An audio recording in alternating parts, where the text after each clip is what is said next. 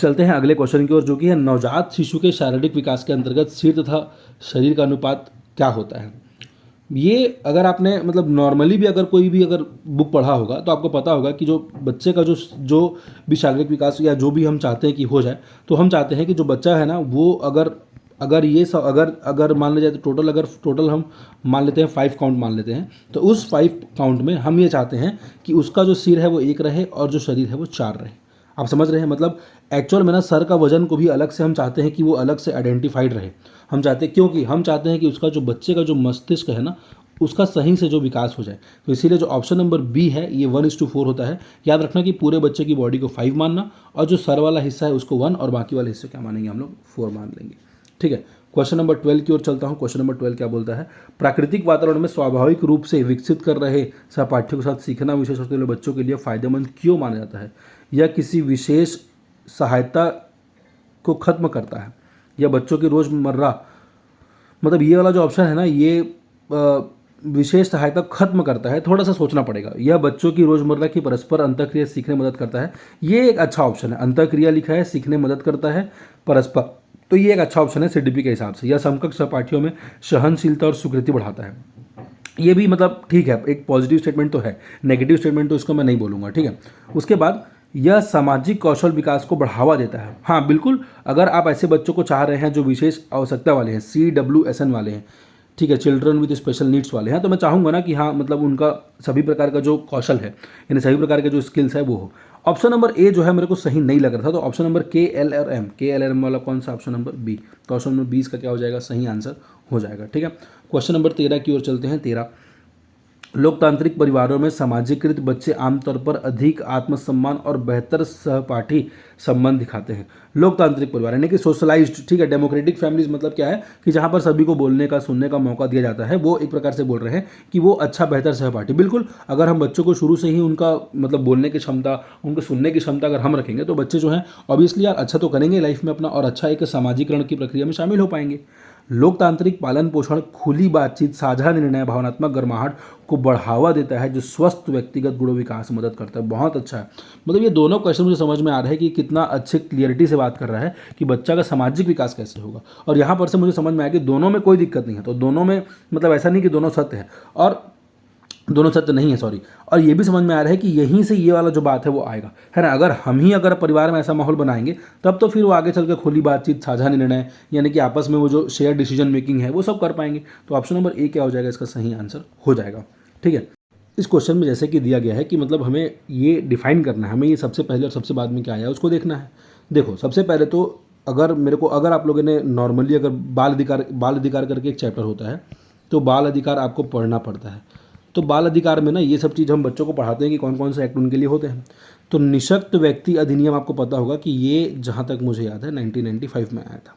ठीक है, राष्ट्रीय विकलांग जन नीति आया था 2006 में, इसी को थोड़ा सा आइडेंटिफाई करने के लिए। उसके बाद 2006 में ये आया था। ठीक है, तो ये मेरा फर्स्ट हो जाता था, ये मेरा सेकंड हो जाता है। मतलब अभी जितना मुझे पता है उतनी बता रहा हूँ। दिव्यांगन मतलब rights of person with RPWD act आ गया था, जिसमें 21 प्रकार के और अलग चीज़ों को जोड़ा गया, 2016 में आ गया। ठीक है, तो ये मेरा थर्ड आ गया। तो ये मुझे पता है, एक ऑर्डर चला गया कि ON और K ये तो साथ में रहना चाहिए। देखो ONK यहाँ पर O आया, N आया, K पहले आएगा, ऑप्शन नंबर ए हट जाएगा। यहाँ देखो O लास्ट में है तो ऑप्शन नंबर बी भी क्या हो जाएगा, हट जाएगा। ONK इसमें भी ON और K बन रहा है। ठीक है, अच्छा इसमें भी क्या बन रहा है मेरा, ON और K इसमें बन रहा है, ON और K इसमें बन रहा है। ठीक है, मतलब OLNK सब दोनों में कॉमन है, तो L को हटा दो। अब मुझे जानना है कि M, अब देखो M लास्ट में आएगा कि बाद में आएगा। देखो यार M क्या है, M बोल रहा है भारतीय पुनर्वास परिषद अधिनियम। और अगर थोड़ा अगर लॉजिकली सोचोगे ना तो जितने भी प्रकार के परिषद अधिनियम वाले जितने भी मतलब अधिनियम आए हैं वो आप देखोगे कि बहुत पहले आए हुए हैं, अभी वर्तमान लेटेस्ट में तो नहीं आया हुआ है। और लेटेस्ट 2016 के बाद आपको याद होगा अभी तक डिसेबिलिटी वाला कोई भी अलग से हाईलाइटेड मैटर नहीं है। तो इसीलिए M जो है मेरा क्या आ जाएगा, सबसे सामने में आ जाएगा। थोड़ा सा बस अगर करंट से आप इंडल्ज है कि आपको पता है कि क्या हो रहा है तो ये क्वेश्चन जो है बन जाता। क्वेश्चन नंबर 15 की ओर चलते हैं। सीखने के व्यवहारवादी सिद्धांत के संदर्भ में निम्नलिखित में से कौन सा कथन सही है। अच्छा, व्यवहारवादी जो है निश्चित एक प्रकार के व्यवहार की व्याख्या करते थे। ठीक है, ज्ञान सामाजिक रूप से निर्मित होता है। सामाजिक रूप से ये व्यवहारवादी थोड़ा सा सोचना पड़ जाएगा। साहचर्य के द्वारा यानी कि लर्निंग थ्रू एसोसिएशन। व्यवहारवादी यदि आप पढ़ेंगे तो साहचर्य से एक व्यक्ति को ही पढ़ेंगे जिसका साहचर्यवाद करके अलग से एक दृष्टिकोण है। तो ऑप्शन नंबर जो K जो है वो सही हो जाएगा। अंतर्दृष्टि निहरम को आप अगर कोहलर पढ़ेंगे ना तो समझ में आएगा कि यार इंसाइटफुल लर्निंग कितना जरूरी होता है। चिंपैंजी से कैसे इंसाइटफुल लर्निंग को सिखाया था और वह एक निश्चित व्यवहारवादी थे। पुनर्बलन के द्वारा व्यवहार को आकार देना, थोड़ा सा यहाँ पे वो हो जाता है कि सर पुनर्बलन ये भी हमने पढ़ा है, स्किनर के द्वारा पुनर्बलन को पढ़ा है। अगर नॉर्मली भी अगर सीट बी को पढ़े होते तो समझ में आता कि पुनर्बलन जो है वो एक प्रकार से व्यवहारवादी दृष्टिकोण में नहीं आता है। थोड़ा भी अगर पढ़े तो व्यवहार दृष्टिकोण में नहीं आता है। तो ऑप्शन नंबर बी जो है मेरा इसका क्या हो जाएगा, सही आंसर हो जाएगा। ठीक है, तो मैंने क्या किया, ऑप्शंस को एलिमिनेट किया, कौन सा पहला ऑप्शन आ सकता है, कौन सा लास्ट में आ सकता है। अगला जो है क्वेश्चन नंबर 16 को मैं देखता हूँ। क्वेश्चन नंबर 16 जो है वो क्या बोलता है। सबसे पहले तो dyslexia, dysgraphia, dyscalculia, dysnomia. Dyscalculia calculations, यानी कि मुझे पता है सी का क्या हो जाएगा, 2 हो जाएगा। सी का 2 एक ही में था। डिस्ग्राफिया क्या होता है, डिस्ग्राफिया होता है जनरली बच्चों के ना जो फाइन मोटर स्किल्स होते हैं, हम इसको लिखने से जोड़ दिए, अच्छी बात है क्योंकि वो बहुत ज़्यादा फाइन मोटर स्किल है, यानी कि सूक्ष्म गत्यात्मक कौशल है। परंतु जितने भी फाइन मोटर स्किल्स है उसमें दिक्कत होता है ना, उसको डिस्ग्राफिया ही बोलते हैं। चूंकि पढ़ने में है इसलिए मेरा क्या हो जाएगा, डिस्ग्राफिया मेरा क्या हो जाएगा, लिखने में दिक्कत हो जाएगा। ऑप्शन नंबर ए जो है वो सही है। डिसलेक्सिया सबको पता है कि यार पढ़ने में दिक्कत होती है, और डिस्नोमिया शब्दों को याद रखने और बोलने में एक दिक्कत है। क्वेश्चन नंबर 17 की ओर चलता हूँ। पियाजे का संज्ञानात्मक विकास की अवस्था, one of the easiest question, इसको जानने की जरूरत नहीं था, मतलब ये डायरेक्टली पता है मुझे कि ऑप्शन नंबर डी है। ठीक है, सबसे पहले आपको पता है कि जो संवेदी पेशी है, फिर पूर्व, फिर मूर्त, फिर औपचारिक। क्वेश्चन नंबर 18 को देखते हैं कि बच्चों के द्वारा बनाई गई वैकल्पिक अवधारणाओं के संदर्भ में निम्नलिखित में से कौन सा कथन सही है। ये अवधारणाएं निराधार होती है और इन्हें अनदेखा करना चाहिए। मतलब बच्चे जो अवधारणा बना रहे हैं वो निराधार होती है, नेगेटिव स्टेटमेंट है। मैं पहले इसको क्या करूँगा, हटा दूंगा। वैकल्पिक अवधारणाएं बच्चों को सीखने की क्षमता में मध्यस्थता करने के सार्थक है, हो सकता है। अच्छा लगा ऑप्शन, तो इसको मैं क्या करूंगा, रोक दूंगा। ये केवल उन्हीं बच्चों में बनती है जिनकी बुद्धि कम होती है, ऐसा नहीं है सभी बच्चों में बनती है। ये केवल उन्हीं जिनकी IQ 110 होती है, 110 मतलब अच्छी IQ, ये भी गलत है। ऑप्शन नंबर बी क्या हो जाएगा, इसका सही आंसर हो जाएगा। ठीक है, क्वेश्चन नंबर 19। एक विद्यार्थी जिसका पैर कटा हुआ है, टूटा हुआ है, कक्षा में घूमने के लिए व्हीलचेयर का उपयोग करता है। विश्व स्वास्थ्य संगठन 2001 के अनुसार कौन सी परिस्थिति स्थिति को सबसे अच्छा वर्णन करती है। देखो अब ये जो है ना, ये WHO के हिसाब से पूछ रहा है। ठीक है, आपको पता होगा ना कि आपके सिलेबस में साफ साफ लिखा हुआ है कि क्षति, दिव्यांगता और अक्षमता। अब इसमें क्या है ना कि इस बच्चे का जो पैर है वो क्या है, कटा हुआ है। ठीक है, तो उसके अंदर क्या है, एक प्रकार का दिव्यांगता है। कक्षा में घूमने के लिए व्हील चेयर, मतलब वो चल नहीं सकता, उसके अंदर एक अक्षमता भी है। ठीक है, उसके बाद उपयोग करता है, और पैर कटा हुआ है तो उसके अंदर एक क्षति हुआ है एक पैर का, तो इसीलिए इसका आंसर क्या हो जाएगा, क्षति, दिव्यांगता और अक्षमता। क्वेश्चन नंबर 20 की ओर चलते हैं। क्वेश्चन नंबर 20 क्या बोल रहा है। जब किसी विद्यालय की पाठ्यक्रम विषय वस्तु को लेकर अभिभावक, शिक्षकों और समुदाय के सदस्यों के बीच मतभेद का सामना करना पड़ता है, तो विवादों को सुलझाने के लिए निर्णय लेने में किस प्रकार का पाठ्यक्रम संबंधी सोच का उपयोग किया जाना चाहिए। ठीक है, कौन से प्रकार का हमें पाठ्यक्रम के बारे में सोचना चाहिए, इसकी बात कर रहे हैं। जिन विषय वस्तु पर अधिकांश लोग सहमत हो, केवल उन्हीं को शामिल, केवल नेगेटिव वर्ड हटा दो। शिक्षा के नैतिक, आचारिक, सदाचार और सामाजिक उद्देश्यों पर विचार, बहुत अच्छा ऑप्शन से रखते हैं। सभी विवादास्पद विषयों को हटाने पर विचार, ऐसा नहीं है। मतलब ऐसे में तो फिर सेक्स एजुकेशन जो है हट जाएगा, अगर मैं फिर से विवादास्पद की बात करूंगा तो। राज्य द्वारा निर्धारित पाठ्यक्रम को सख्ती से पालन करना, सख्ती, नेगेटिव वर्ड हटा दो। ऑप्शन नंबर बी क्या हो जाएगा, सही आंसर हो जाएगा। ठीक है, 21 फिर पियाजे जी आगे। पियाजे के अनुसार बच्चों के में सोच की विकास की विशेषता कौन कौन सी है। ठीक है, बच्चे अपने अनुभव और परिवेश के आधार पर ज्ञान निर्माण करते हैं, ये पियाजे जी बोलते हैं। बिल्कुल, दे आर एक्टिव लर्नर, सक्रिय अधिगम करता है। बच्चे जन्म से ही वयस्क जैसा सोच रखते हैं, ऐसा कुछ नहीं है।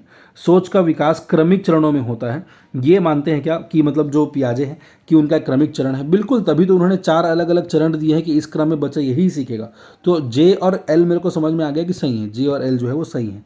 ठीक है, जे और एल, तो ऐसे तो एक ही ऑप्शन है जे और एल वाला, इसलिए ऑप्शन नंबर डी को मैं क्या कर दूंगा, रहने दूंगा। ठीक है, भाषा और सामाजिक अंतर का विकास सोच को प्रभावित करता है। हालांकि ये चीज़ को पियाजे ने मानता था। ठीक है, वाइगोत्स्की भी इस चीज़ को मानते थे और पियाजे भी थोड़ा बहुत इस चीज़ को मानते थे, परंतु भाषा को लेकर मेरे वाइगोत्स्की और पियाजे में क्या थोड़ा सा डिफरेंसेस था। लगातार स्नेही और मार्गदर्शिता, कठोर दंड, कोई नियम सीमाएं नहीं। अच्छा, ये मतलब ये प्रकार से बताना, मतलब हमें मैच करना है। ठीक है, कि कौन कौन सा क्या क्या होगा। ठीक है, तो देखो, लगातार स्नेही और मार्गदर्शक, अगर मैं मतलब अच्छे से उनका लगातार उनको मैं वार्म अच्छा गाइडिंग करूंगा, अच्छा बच्चों को सिखाऊंगा, तो उनके अंदर क्या होगा, कम आत्मनियंत्रण, मतलब वो नेगेटिव बता रहा है। भय आधारित नैतिक तर्क, थोड़ा सा गलत लग रहा है। आंतरिक नैतिक मूल्य, उच्च भावनात्मक सुरक्षा, बच्चों को ना एक प्रकार से फील होगा, अगर मैं उनको लगातार उनको मैं प्यार समझाऊंगा, एक अच्छा फैसिलिटेटर बनूंगा ना, तो उनको एक अच्छा फील होगा कि यार सर मेरे को अच्छा सिखाते हैं, ठीक है। सेकंड, अगर आप मुझे कठोर दंड देंगे, हार्श पनिशमेंट्स आप उन बच्चों को देंगे, तो उनके ऊपर क्या प्रभाव पड़ेगा भाई, उनके अंदर भी क्या आ जाएगा, भय आ जाएगा। कोई नियम या सीमाएं नहीं करेंगे तो क्या करेंगे, अगर कोई नियम नहीं बनाओगे ना, तो उनके अंदर कोई कंट्रोल ही नहीं बचेगा। और लास्ट वाला है नियमों का तार्किक व्याख्या, आंतरिक नैतिक मूल्य, इसका ऑप्शन नंबर डी जो है वो क्या हो जाएगा, सही आंसर हो जाएगा। देखो फिर से आ गया मैस्लो साहब को मैंने अभी थोड़ी देर पहले ही पिछले वाली वीडियो में बनाया था कि जब तक आपका खाना पीना का पूरा नहीं होगा, खाना पीना अगर पूरा नहीं हो पाएगा, तो मेरे को नहीं लगता कि मतलब कोई भी व्यक्ति उसके आगे बढ़ पाएगा, ठीक है। तो जैविक और शारीरिक, जहाँ पर भी एल, ऑप्शन नंबर एल एक ही में है, ठीक है, ऑप्शन नंबर एल जो है एक ही में है। तो मैंने बताया ना, बाकी सब ये आत्मबोध वगैरह ये सब लास्ट प्रोसेस है, जब वो सब देख लेंगे तब, ठीक है। क्वेश्चन नंबर 24, अगेन ये जीन पियाजे जी का है। संवेदी कामक अवस्था, संवेदी कामक अवस्था जो है वो कौन शो करेगा, मतलब ये क्वेश्चन है कि संवेदी कामक अवस्था कौन शो करेगा, नवजात बच्चा शो करेगा। ए का जो टू है वो इसी में है, खत्म करो। ये one of the easiest question है यार जीन पियाजे का। बाल विकास को प्रभावित करने वाले कारक, आप सभी को पता है, इनमें से बाल विकास को नहीं है पूछ रहा है, ठीक है। कारक में क्या है ना, जनरली हम लोग दो चीज़ को मोस्टली पढ़ लेते हैं। एक विकास के कारक में एक हमारा क्या होता है, वातावरण को पढ़ लेते हैं कि हमारा जो विकास को प्रभावित करने वाला वातावरण मेन कारक है। क्या कोई जैविक कारण जो है वो किसी भी विकास को प्रभावित कर सकता है, जो भी हमारे खाने पीने की चीज़ है बिल्कुल कर सकता है। सामाजिक कारक बिल्कुल कर सकता है। भौतिक कारक जो हमारे पास उपलब्ध है हमारे विकास को बढ़ावा दे सकता है। राजनीतिक कारक नहीं हो सकता। पॉलिटिकल फैक्टर ऐसा कुछ कारक होता ही नहीं है, यदि आपने पढ़ा होगा तो 25 का आंसर क्या हो जाएगा, सी हो जाएगा। जब बच्चा लिखने के लिए कलाई एवं उंगली को समन्वय सीखता है तो वह किस विकास को दर्शाता है। दो प्रकार के तो विकास है इस जो यहाँ पर हम देख सकते हैं, ठीक है। तो यहाँ पर क्या बोल रहा है कि कलाई एवं उंगलियों को समन्वय को सीखता है, तो मतलब वो कलाई से क्या कर रहा है, उंगली की ओर जा रहा है। मतलब क्या हो रहा है कि एक मैं देख पा रहा हूँ ना कि वो जो है बड़े से एक छोटे की ओर जा रहा है। तो इस प्रकार के डेवलपमेंट को आपने पढ़ा होगा, किस प्रकार के डेवलपमेंट को बोलते हैं, प्रॉक्सीमोडिस्टल डेवलपमेंट। प्रॉक्सीमोडिस्टल और मेरा एक्सिफोल्डिकॉर्डल डेवलपमेंट, ये दोनों प्रकार के मॉडल को आपने पढ़ा होगा कि एक विकास होता है सर से पैर की ओर होता है और एक विकास होता है बाहर से अंदर की ओर होता है, सेंट्रिक होता है। तो सेंट्रिक वाले आपने पढ़ा होगा प्रॉक्सीमोडिस्टल में कि वो जो बच्चा है वो कलाई और उंगली को समन्वय को कैसे सीखता है। संज्ञानात्मक विकास में शामिल है, देखो संज्ञानात्मक विकास में क्या क्या चीज़ शामिल है उसकी बात कर रहे हैं। विकेंद्रण बिल्कुल जीन पियाजे जी का पढ़ा होगा। वस्तुपरक स्थायित्व बिल्कुल है। तर्कयुक्त चिंतन, तर्कयुक्त यानी कि हाँ ठीक है। और ये हाइपोथेटिकल थिंकिंग यानी कि परगमनात्मक चिंतन, ये भी चारों चीज़ ऑप्शन में अवेलेबल होना चाहिए। तो ये ऑप्शन नंबर बी जो है इसका क्या हो जाएगा, सही आंसर हो जाएगा। थॉर्नडाइक के प्रयास एवं त्रुटि के सिद्धांत के आधार पर सुमेलित करके, ये तो मतलब इजी क्वेश्चन था, ये कुछ कठिन क्वेश्चन नहीं है। अगर किसी ने नहीं पढ़ा होगा ना तो ऑप्शन से मिला लेगा, ठीक है। तत्परता का नियम क्या कहता है, तत्परता का नियम अभ्यास का नियम क्या कहता है, और प्रभाव का नियम, अभ्यास का नियम किसी कार्य को बार बार दोहराने से वो क्या होगा, अधिगम जो स्थायित होगा। प्रभाव का नियम क्या होता है, प्रभाव का नियम कि उसके मतलब क्या प्रभाव पड़ रहा है। अगर उस बच्चे पे अच्छा प्रभाव नहीं पड़ेगा तो जो बच्चा है क्या उस चीज़ को सीखेगा, क्या बच्चा उस चीज़ को कभी भी नहीं सीख पाएगा, ठीक है। ऑप्शन को मिलाएंगे तो ऑप्शन में मतलब जैसे कि अगर मेरे को समझ में आ गया कि बी का जैसे फट से मिल गया तो बी का मैंने क्या कर दिया, बी का 1 कर दिया, तो बी का 1 मेरा एक ही ऑप्शन था, यहाँ से आंसर निकल गया मेरा, ठीक है। बच्चे हाथ, अनुभव और सक्रिय भागीदारी के माध्यम से सबसे अच्छा सीखते हैं, हाथों हाथ अनुभव से, ठीक है, एक्सपीरियंसेस से। ये तो एक ये पॉजिटिव स्टेटमेंट है, सही है। जब बच्चे सीखने की प्रक्रिया में सक्रिय शामिल होते हैं तो उनके संज्ञानात्मक विकास में तीव्रता होती है। अब अगर मैं देखूंगा तो यहाँ पर मुझे पता है कि दोनों ऑप्शन सही हैं और ये पहले ऑप्शन से ही संबंधित है, तो इसीलिए मैं क्या करूँगा, ऑप्शन नंबर ए को सही मार दूंगा। जीवन की मिथ्य परिपक्वता अवस्था क्या है, रॉस ने ऐसा बोला होगा या फिर किसी और ने ऐसा बोला होगा। आप देखेंगे कि कई जगह बाल्यावस्था बोलते हैं, कई जगह किशोरावस्था। हालांकि आंसर में रॉस देखोगे ना तो रॉस ने बाल्यावस्था को बोला था, बट व्यापम ने आंसर लिया है बी। तो यहाँ पर जो मैं भी अब मान के ही चलूँगा कि जो व्यापम बोल रहा है वही सही है, तो इसलिए इसका आंसर क्या हो जाएगा, मेरा किशोरावस्था हो जाएगा। Thank you guys.